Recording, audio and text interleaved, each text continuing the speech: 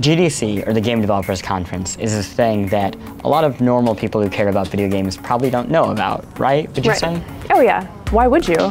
But you can't come. Yeah, sorry. You can't get in. You can't come because it's super expensive. But it turns out it's very, very important. And it's not important like E3, where there's like lots of big announcements, but there is a reason to kind of care.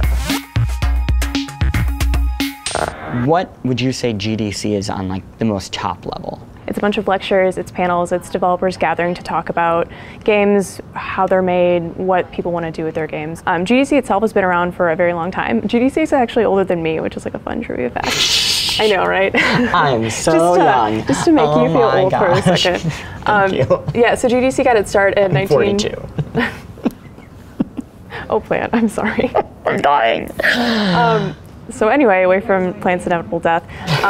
So it started as a bunch of people, about 25 people gathered in somebody's living room to meet and talk about games. And since then, it's blown up. Like they've been doing this for a very long time. They have like thousands of people that show up every year to come talk. They just keep taking over space. Like this year, we were walking past the mall, and there was like a big sign. And we're like, oh, I thought Games Connection was part of GDC. It was in the Moscone Center, where these things normally are. It's like, oh no, now it's moved to the mall. It's because in the mall now. It's like it's in this other big building, and it's like, oh, sure, the 4th floor there is now just this. Yeah. And it seems like every time we're here, it's taken over more of San Francisco than it had the previous time. Since I came here the first time, probably in 2009, it's I mean, obviously grown a lot larger, but it's this weird place where you can kind of see what the thing is that everybody thinks they're going to make the most money off of in video games, where it's like, there was a while where it was like everything that you went to was mobile focused, and then specifically it was like free to play focused. And then this year there are tons and tons of panels about negotiating peace with your community. And you can tell like it's kind of this like shell-shocked from events of last year that has affected what GDC is this year. So it's kind of like a weird test of where the video game community is at any given time. And I think that's one way that it changes. You've been here 3 times, right? Right. Even in that amount of time, have you seen any changes? It's hard to say. I feel like not a ton. I will say that one of the big things that I've at least heard is that they apparently have more women ever than speaking. So at this point, 20%, I believe, is about what it is the breakdown of how many women they have speaking this year. I mean, that's a big thing, right? Like we don't, even at E3, we still don't see that many women on stage. Yeah, and I think they're making a concentrated effort to make those changes, which again is kind of the nice part about Game Developers Conference, is it feels a little bit more like the aspirational idea of the video game industry. It's like, this is what we want to be.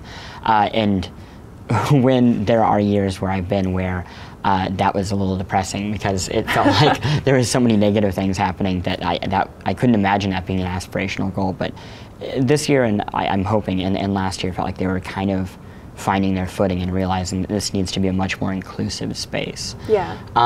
In terms of it being an important part for the average consumer, is there anything about it that you think is interesting for the normal person? I mean, gosh, like the thing that I take away is there's like a bigger focus on indies here, I feel like. So that's, for me personally, that's what I want to know, because indies, I think, don't get as much attention at the bigger shows. So I feel like there's a lot more indie coverage at events like this. Even IGF, like the awards. We finally get to see those like big indie games be highlighted, and sometimes there are indie games there that are up for awards that I haven't even heard of.